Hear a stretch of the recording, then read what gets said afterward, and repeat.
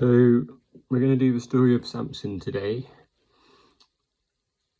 I was reading the Charles Spurgeon's commentary on Samson. Well, I don't know how many he's done, but it was one of them. It's hands full of honey. How Samson shares the honey with his mother and father. The honey representing the sweetness of God and God's grace. Because what happens in this story is a lion comes up against Samson. I guess the lion being sin and evil and resistance in the world. And Samson somehow manages to overcome this lion. Think about the scale of a lion. It's hard to know. It's hard to comprehend when we so infrequently come up against lions in this world. But you know, think of the muscle on the lion's arms, probably as much muscle as you have in your whole body, and the jaw of the lion and the strength of the lion, and yet somehow this meek Samson is able to overcome it. And all of a sudden this honey is inside this lion. And this is some miraculous feat which encourages and emboldens Samson that he may stand up against the Philistines. Samson is interesting in that his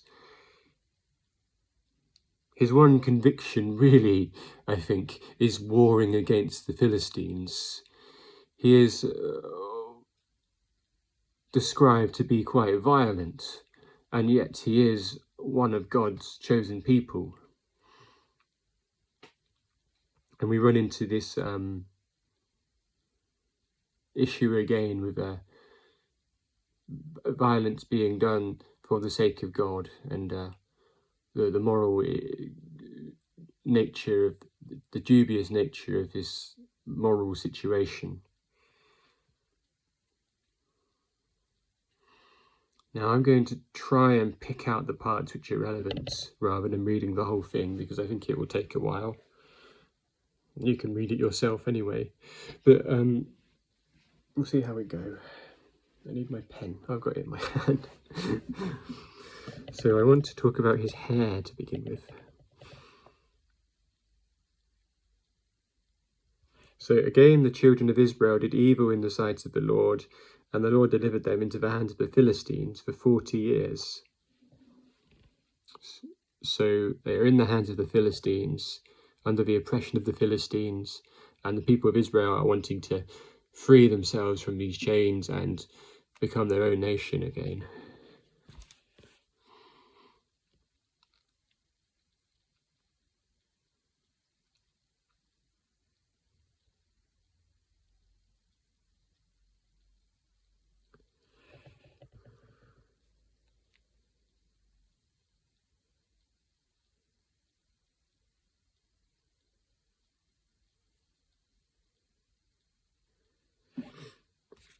So it's talking about her mother Manoah.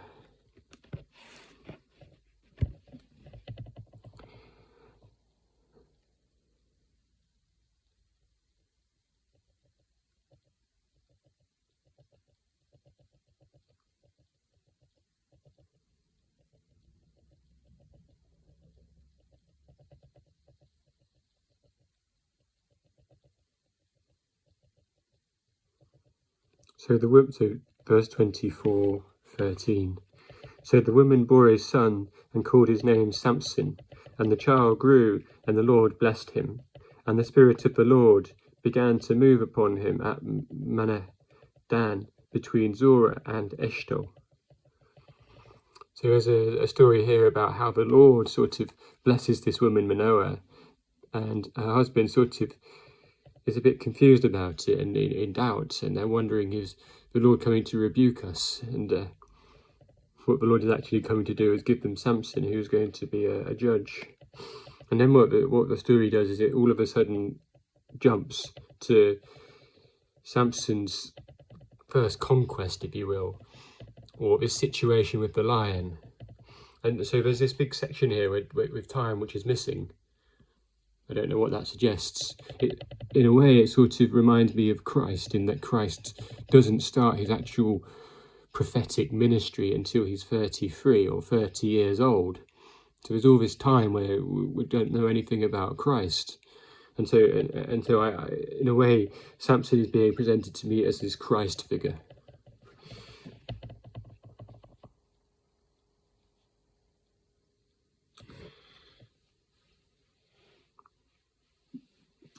And so Samson starts by talking about this woman Timnah, who he wants, and he tells his father that he wants this woman, which sounds a bit, you might say, misogynistic. It's a bit, I own women, you know. but I think what's happening here is Samson doesn't necessarily want her for that sake, but he is choosing a Philistine wife because he is beginning to start his route into dwelling with the Philistines, that he may be able to break himself and Israel from the chains of the Philistines. So it's a sort of strategic route, it's a strategic choice by Samson. And what happens is this lion comes about now.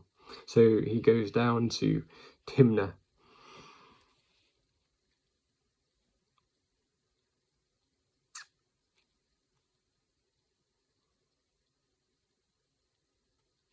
With his father and mother, and came to the vineyards of Timnah. Now to his surprise, a young lion came roaring against him, and the Spirit of the Lord mightily upon him. And he tore the lion apart as one would have torn apart a young goat, though he had nothing in his hand. But he did not tell his father or his mother what he had done.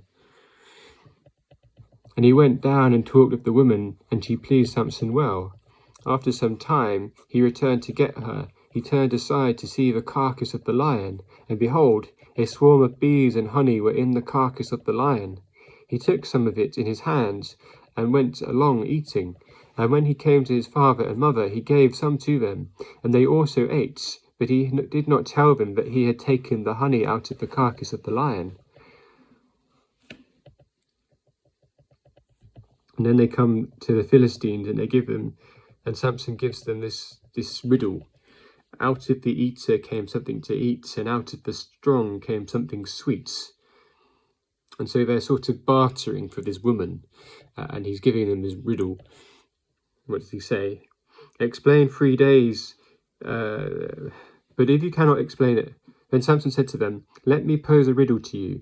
If you can correctly solve and explain it to me within the 7 days of the feast, then I will give you 30 linen garments and 30 changes of clothing. But if you cannot explain it to me, then you shall give me 30 linen garments and 30 changes of clothing. And they said to him, pose your riddle that we may hear it. So he said to them, out of the eater came something to eat, and out of the strong came something sweet. So this is a sort of prideful riddle given by Samson. He is sort of testing and provoking the Philistines, saying he's sort of emboldened in his power that he can rip lions to shreds as goats. And he is sort of feeling this sort of invincibleness that, you know, God has given him this honey and this sweetness and this gift, and he feels as if he's sort of blessed and chosen, and he's doing a bit of a Goliath, isn't he? He's sort of puffed up, and so he's testing the Philistines here.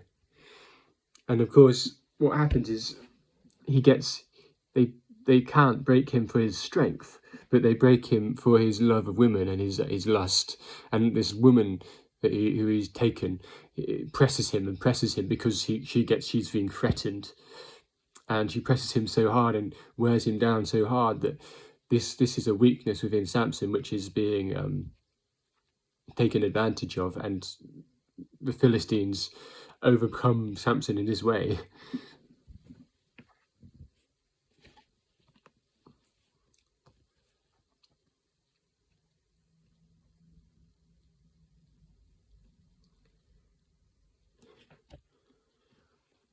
So I'll go to... Then Samson's wife wept on him and said, you only hate me, You do not love me. You have posed a riddle to the sons of my people, but you have not explained it to me. And she said to her, Look, I have not explained it to my father or my mother. Should I explain it to you? Now she wept on him the 7 days while their feast lasted, and it happened on the 7th day that he told her, because she pressed him so much.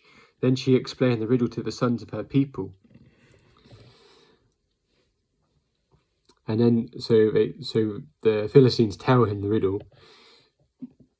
And then he says, If you had not ploughed with my heifer, you would not have solved my riddle. So he's referring to his wife, this woman, as a heifer, a cow, which of course is a bit rude.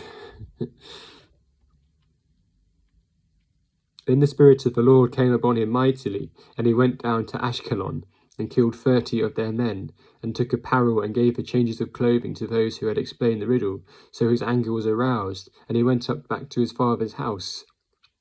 And Samson's wife was given to his companion, who had been his best man. So this stirs up anger in him, and he responds with wrath, rather than being a sort of a godly character. He is portrayed as quite an impulsive one, and one who's a bit vain and emotional, I guess. And so his anger actually keeps on going here, and there's this story about the foxes and how he burns down their fields of crops. Then he set the torches on fire. He let the foxes go into the standing grain of the Philistines, and burned both the stocks and the standing grain, as well as the vineyards and the olive groves. Then the Philistines said, Who has done this? And they answered, Samson, the son-in-law of the Timite, because he has taken his wife and given her to his companion. So the Philistine came up and burned her and her father in the fire. So we've sort of fallen into this eye for an eye. I'm going to burn your crops, so I'm going to burn your wife and father. And then Samson's going to come and, what does Samson do? I think he comes and wars against him.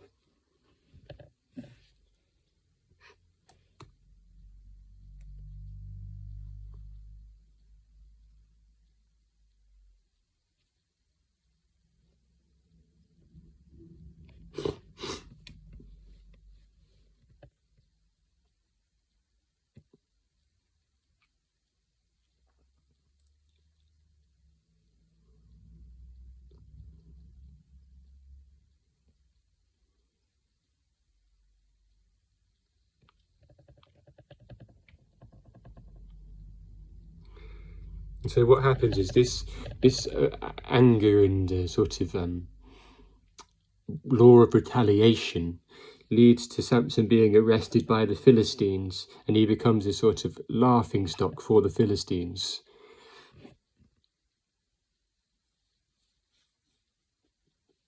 And he gets arrested and imprisoned.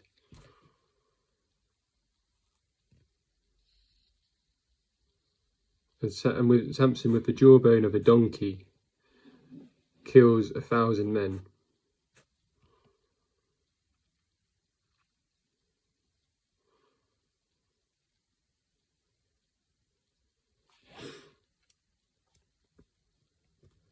Then he falls into lust again with Delilah.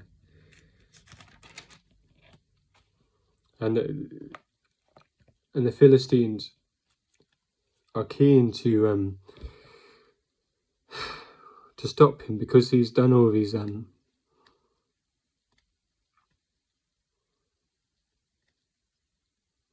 violent things, and he's caused so much trouble for the Philistines. And so Delilah again is pushing him and trying to press him on what his special strength is, which is in his hair. And if they cut his hair, then he loses it. He loses his strength. And so Delilah is pushing him, and eventually she gets it out of him, as the woman before did.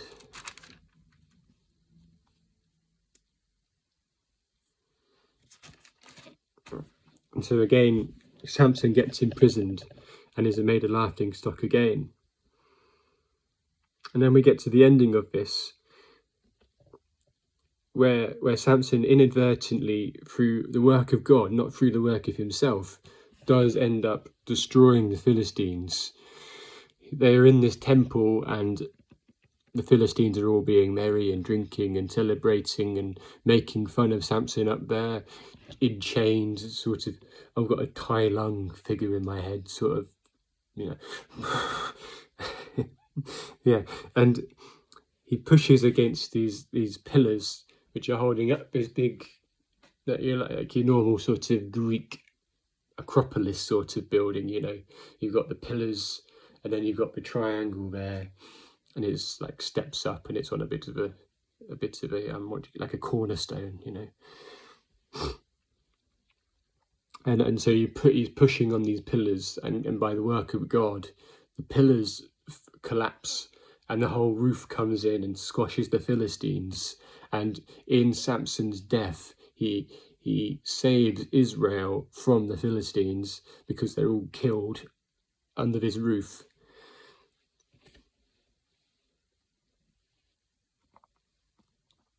And so it happened, when their hearts were merry, that they said, "Call for Samson, that he may perform for us." So they called Samson from the prison, and he performed for them.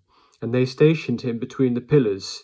Then Samson said to the lad who had held him by the hand, "Let me feel the pillars which support the temple, so that I can lean on them."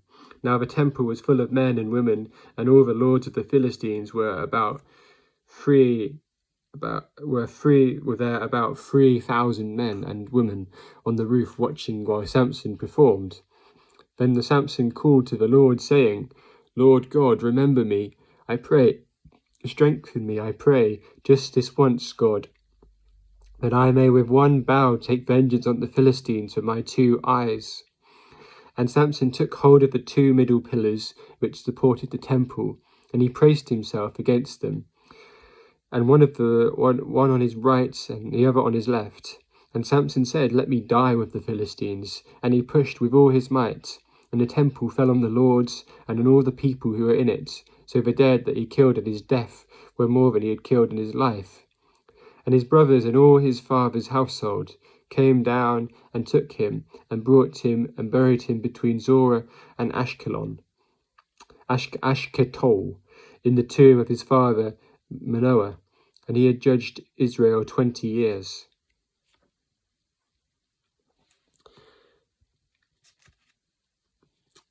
Yeah, and so the story here is that, Samson is not a good judge. He's not a good leader for the people. He is haughty, and he is impulsive, and he is quick to anger, and he is violent and not very diplomatic. He is not very forgiving. He is stubborn and resentful.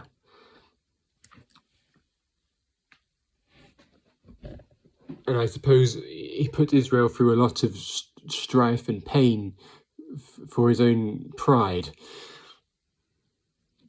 But God still, through his own work, is able to use Samson to deliver Israel from the hand of the Philistines. God can use our weaknesses and turn them into strengths. God can take the poor situations. It is sometimes these poor situations where we are strengthened and being evolved and being sort of pressed down as a diamond is.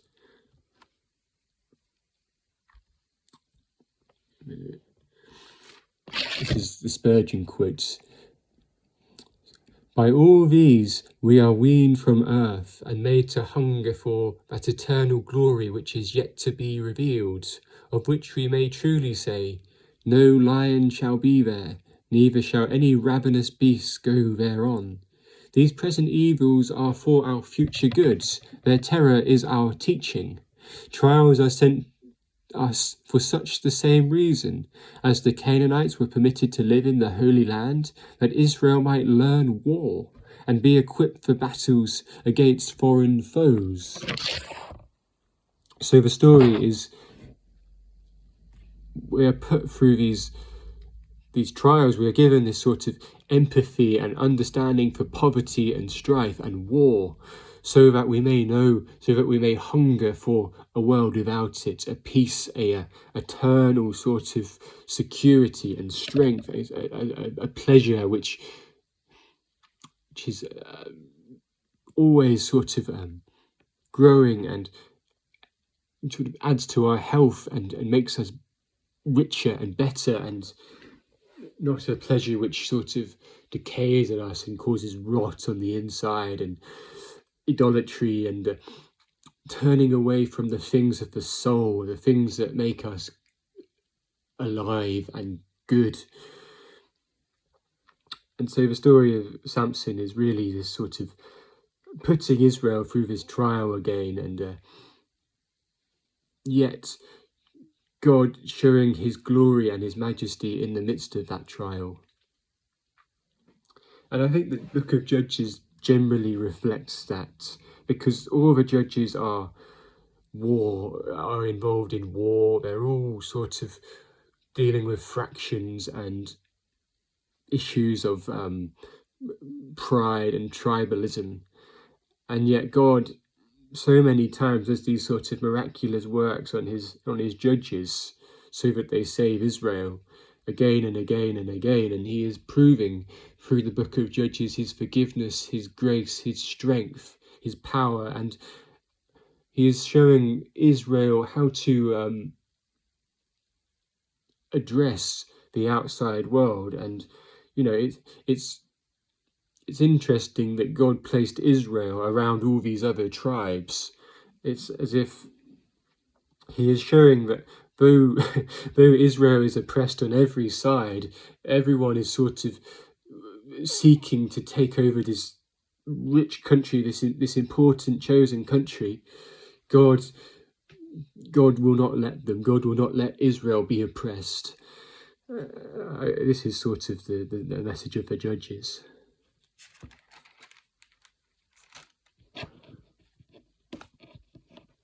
That is where we will conclude.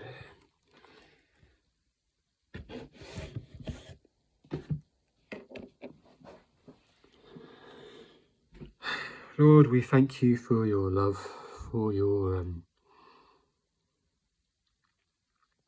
hand over us in our lives, Lord. There are surely many times we have walked through dark valleys and hard times where your hand has been in our lives and we have not realized it, Lord. You have saved us from so many aggressions of the devil, so many afflictions that we do not even realize that we have been saved from, Lord. And you have put walls around our lives and stopped the tempter from tempting us, and stopped the accuser from accusing us, and all these things. We have been freed from swords and lashes and persecution and servitude, Lord, that you have allowed us to be free and to enjoy at least a little of your creation. And Lord, I must show my reverence and my love for you in that way, Lord, that you are one who provides, that you are one who cares for my needs, even when I may feel worried and afraid. I may know that you will provide, sometimes in the most miraculous of ways, sometimes in ways which are simple, and you give me cause to be humble. You give me cause for humility. Lord, I just pray for Israel, and I pray for the world, Lord, that people may seek peace and serve you. And I pray for those nations which war against Israel, that they may turn from their ways and seek to serve the Lord. Lord, I pray for those poor and needy in the midst of these issues, which by no fault of their own find themselves in hard times for the sake of leaders and corruption and pride and a national identity which, often is neither here nor there. Lord, let them find hope and encouragement in you. Let them find thirst and a desire for a new world free from these issues, Lord, that they may be so excited and overjoyed to read your word and to pray and find a relationship with you, Lord. Bless many people and turn them from their ways. Help those who are suffering at this time, and reveal to many people that sweet honey which you leave inside the lion, inside that sin which we must face, that they may find encouragement and stand bold for the sake of the gospel. Be unafraid to stand apart for the sake of the gospel, as Christ had done and assured us that we could do too. Lord, I pray in your name. Amen.